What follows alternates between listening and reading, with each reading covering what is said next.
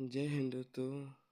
आप लोग कैसे हैं? आशा करता हूँ कि आप लोग अच्छे होंगे और आपकी पढ़ाई चल रही होगी। अगर आप इंटरमीडिएट में हैं तो इस वीडियो को देखिए। अगर आप बायोलॉजी लिए हैं, उसके बाद फिजिक्स केमिस्ट्री मैथ लिए हैं, तो बायोलॉजी का हम कुछ वीवीआई क्वेश्चन लेकर आए हैं जो चैप्टर नंबर 7 का है, बायोलॉजी एनसीईआरटी का, जो बार बार एग्जाम में पूछा जाता है। ये सब वीवीआई क्वेश्चन 50 को लेकर आए हैं, जो इस प्रकार है। आप देखिएगा कि यहाँ पर लिखा हुआ है कि विकासवाद किसने सिद्ध किया। विकासवाद किसने सिद्ध किया? विकासवाद किसने सिद्ध किया? तो ऑप्शन नंबर ए हो जाएगा, चार्ल्स डार्विन ने विकासवाद सिद्ध किया है था। उसके बाद 2 नंबर क्वेश्चन में लिखा हुआ है कि लेमार्क के अनुसार अनुकूलन के सिद्धांत क्या है। लेमार्क के अनुसार अनुकूलन के सिद्धांत क्या है? तो इसका ऑप्शन हो जाएगा बी, उपयोग और उपयोग। उसके बाद 3 नंबर क्वेश्चन में दिया हुआ है कि प्राकृतिक चयन किसने प्रस्तावित किया। प्राकृतिक चयन किसने प्रस्तावित किया? तो ऑप्शन नंबर बी हो जाएगा, डार्विन ने प्रस्तावित किया। 4 नंबर क्वेश्चन में दिया हुआ है कि जीवों में आनुवांशिक विविधता किस कारण होती है?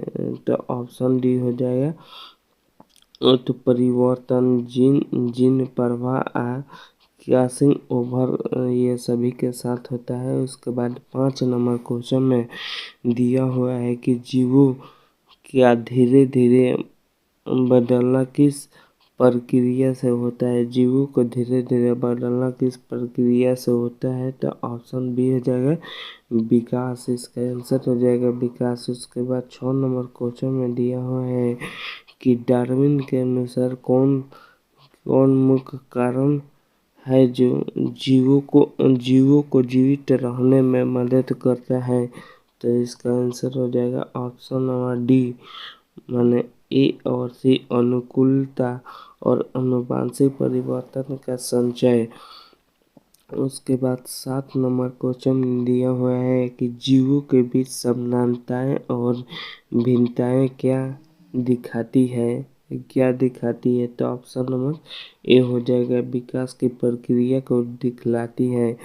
8 नंबर क्वेश्चन में दिया हुआ है कि जीवों में जो विशेषता पर्यावरण के अनुसार बदलती है उसे क्या कहते हैं? तो ऑप्शन नंबर बी हो जाएगा, अनुकूलन कहा जाता है। 9 नंबर क्वेश्चन में दिया हुआ है कि जीवों में समान संरचना लेकिन अलग कार्य को क्या कहते हैं? तो इसका ऑप्शन ए हो जाएगा, होमोलॉगस कहते हैं। 10 नंबर क्वेश्चन में दिया है कि अलग संरचना लेकिन समान कार्य को क्या कहते हैं? अलग संरचना लेकिन समान कार्य को क्या कहते हैं?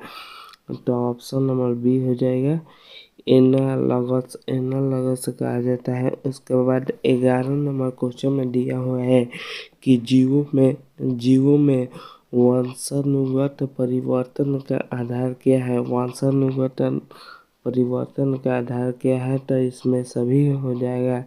उसके बाद 12 नंबर क्वेश्चन में देखेंगे कि तो लिखा हुआ है, जीवों के विकास का अध्ययन क्या कहलाता है। जीवों के विकास का अध्ययन विकास विज्ञान कहलाता है। विकास विज्ञान ऑप्शन नंबर ए हो जाएगा।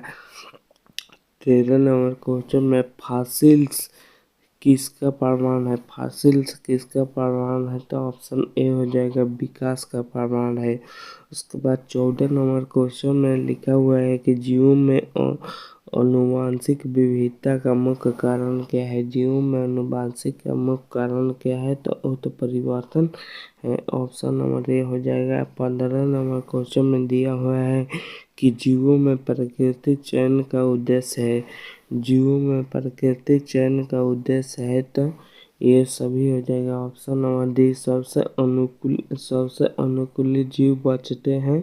अनुकूलता बढ़ता है और विविधता पैदा करना, ये तीनों हो जाएगा। उसके बाद 16 नंबर क्वेश्चन में देखेंगे तो लिखा हुआ है लेमार्क के अनुसार परिवर्तन कैसा होता है। लेमार्क के अनुसार परिवर्तन कैसा होता है, तो ऑप्शन नंबर ए हो जाएगा इच्छा अनुसार। ऑप्शन नंबर ए हो जाएगा इच्छा अनुसार। 17 नंबर क्वेश्चन में दिया हुआ है कि डार्विन के अनुसार विकास में मुख्य कारण है। डार्विन के अनुसार विकास में मुख्य कारण है, तो ऑप्शन बी हो जाएगा प्राकृतिक चयन। 18 नंबर में दिया हुआ है कि किस सिद्धांत में कहा गया कि प्रयोग से अंग मजबूत होते हैं। प्रयोग से अंग मजबूत होते हैं, तो ए ऑप्शन ए हो जाएगा लेमार्क का उपयोग और उपयोगी सिद्धांत। 19 नंबर में दिया हुआ है कि डार्विन के अनुसार किसे जीवित रहने का सर्वोच्च अवसर मिलता है। डार्विन के अनुसार तो सबसे अनुकूल जीव को मिलता है।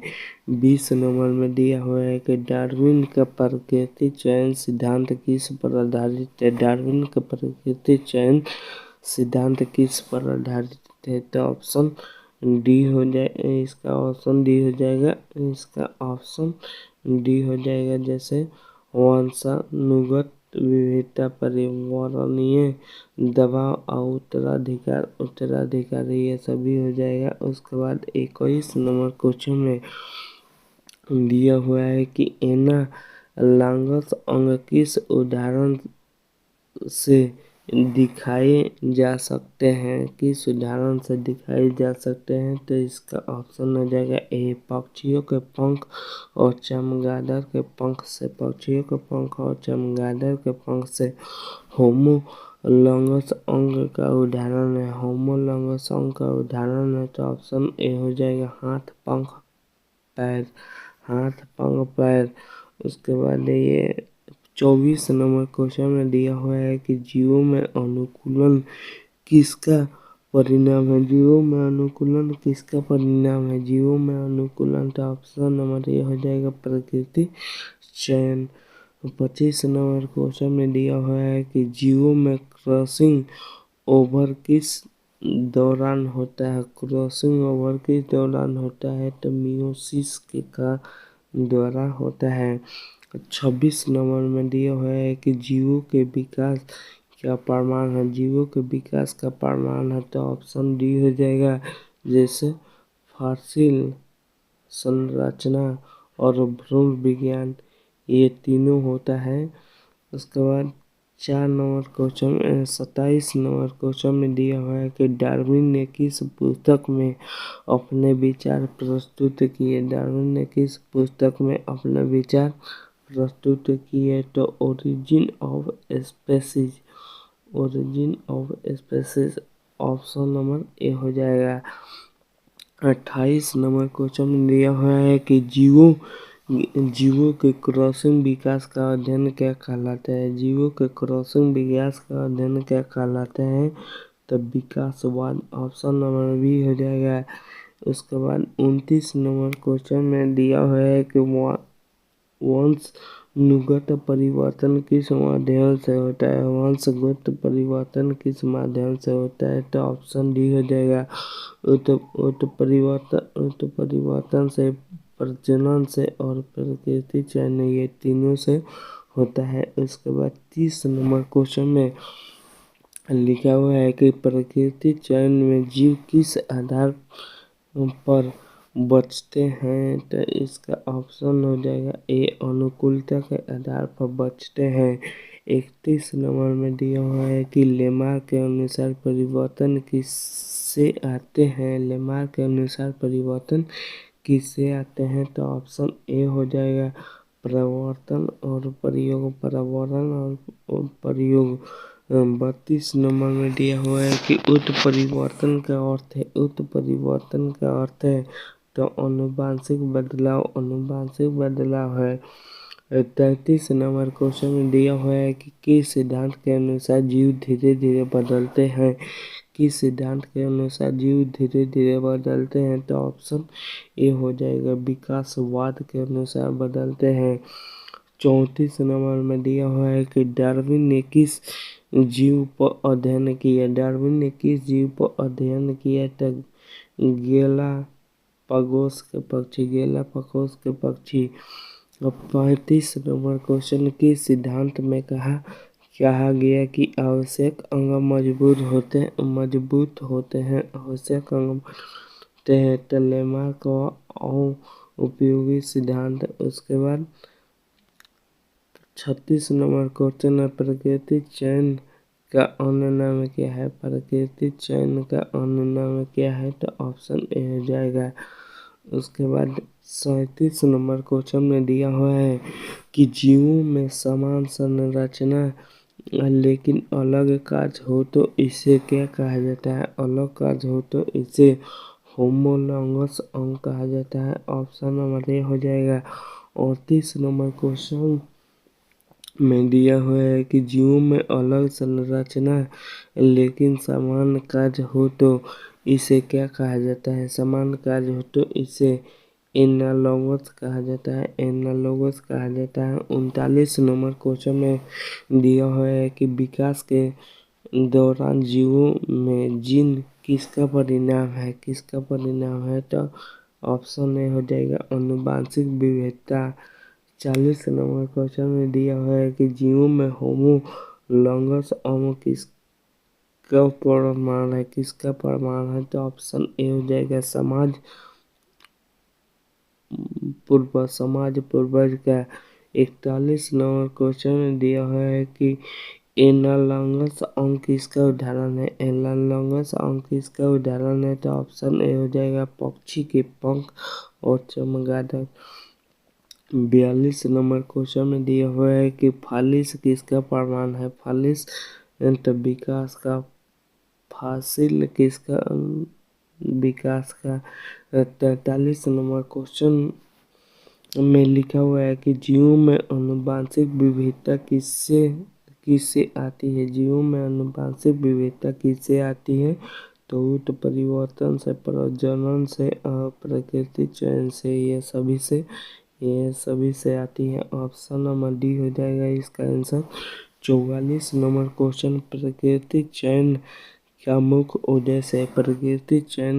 उद्देश्य है तो जीव के अनुकूलन बनता विविधता बढ़ाना और कमजोर जीवों को घटाना, ये सभी से आती है। उसके बाद 45 नंबर क्वेश्चन में दिया हुआ है लेमार्क वाद और डार्विन वाद का मुख्य अंतर है, तो ऑप्शन ए हो जाएगा कारण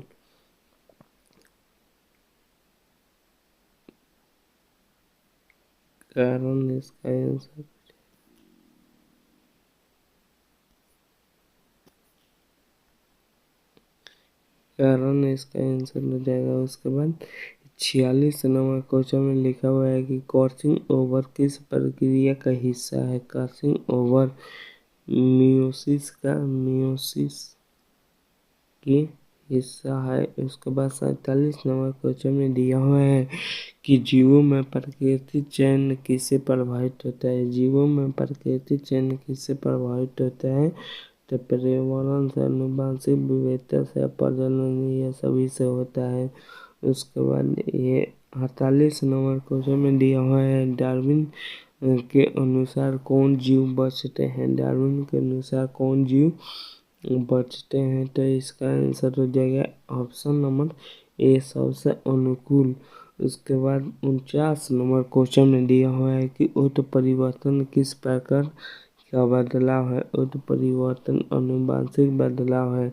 और 50 और लास्ट क्वेश्चन में लिखा हुआ है कि विकासवाद किसकी मदद से सिद्ध होता है, तो ए है भ्रूण विज्ञान संरचना फाली से। इसके बाद आपको कोई भी वीडियो देखना हो तो हमारे वीडियो को देखते रहिएगा और लाइक और सब्सक्राइब करिएगा।